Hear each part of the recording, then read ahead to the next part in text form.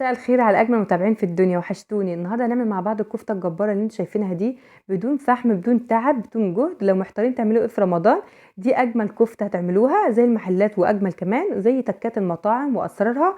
بجد يعني حاجه كده خطيره. دي قناتي اكلات كوكو، اتمنى لايك للفيديو واشتراك في القناه لسه مشتركش، وفعلوا الجرس عشان كل جديد يوصل لكم. وعايزه اوصل لاكبر عدد تعملوا لايك، عشان انا تعبت في الفيديو ده قوي، فمتمنيه منكم ان انتوا تعملوا لايك للفيديو الجميل ده. تعالوا نشوف المكونات والطريقة الحلوة للكفتة الجميلة دي. معايا حوالي نص كيلو من اللحمة المفرومة، ومعلقة نشا، وبصل مبشور، وبياض بيض، ودي كزبرة متقطعة، وملح فلفل. اهم حاجة بقى السر في الكفتة معلقة النشا اللي احنا هنحطها دلوقتي. انا هصفي البصل كويس، البصل المبشور، ودي كزبرة بس متقطعة، وده بياض بيض. ليه بياض البيض؟ بيخليها متماسكة وقوامها كويس وبيديها لون حلو. ودي معلقة نشا بتخلي القوام في ايدك مطاط كده في ايديكي، يعني الكفته بيبقى صبع الكفته في ايدك كده، بيمط في ايدك كده وليه مطه حلوه، وبتبقى متماسكه في نفس الوقت. انا معايا بقى كل الخليط ده هعجنه كويس خالص. نجاح الكفته ايه؟ ان انت تعجني الكفته خالص، تعجنيها بالهون بقى. ودي معايا 200 جرام من ليه الخروف. دي بتعمل نكهه رهيبه للكفته، بتعملها زي ريحه المطاعم بالظبط واجمل كمان. بصوا، تفضلوا تعجنوا في الكفته لحد ما تعمل خيوط معاكم كده. اول ما تعمل معاكم خيوط كده اعرفوا ان الكفته هتنجح معاكم.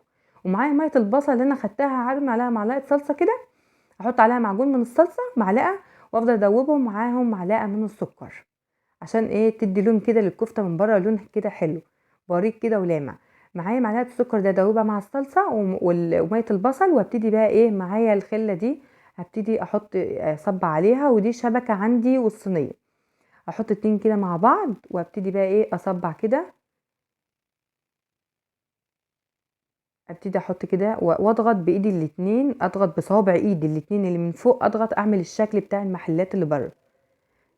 يعني اضغط كده بصوابع الاتنين اللي من فوق واتك كده، عشان خاطر يديني الشكل اللي انتوا بتشوفوه بتاع الايه، الشوايات اللي بره او المطاعم اللي بره. بجد كفته خطيره خطيره خطيره. دي يعني حاجه كده هتسجلوها عندكم، هتعملوها على طول بالطريقه دي. طريقه جباره وسهله بجد، مش هتستغنوا عن الطريقه دي تاني. يعني خلاص، اي طريقه انت تعملوها بقى تاني خلاص على كده، هي دي الطريقه دي اللي هتبقى تسجلوها خلاص بيها. وابتدي ارصها كده بقى واحطها في الفرن. هولع الفرن على درجه حراره 200 او 180، واحطها على الشبكه من تحت، واحط في الصينيه دي ميه عشان ما تنشفش مني. وخلاص هي استوت معايا اهي. انا مش هولع شويه من فوق، هي اللون ده هتاخده من سخونيه الفرن.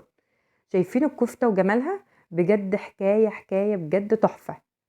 يعني دي وصفة جميلة قوي في رمضان، في طول شهر رمضان تعملوها كده، وايه وحاجة كده للعزومات رهيبة. بألف هنا وشفا يا حبايبي، وما تنسوش الاشتراك في القناة ولايك للفيديو الجميل ده. وبألف هنا وشفا، ونشوف في الفيديو قادم. باي باي.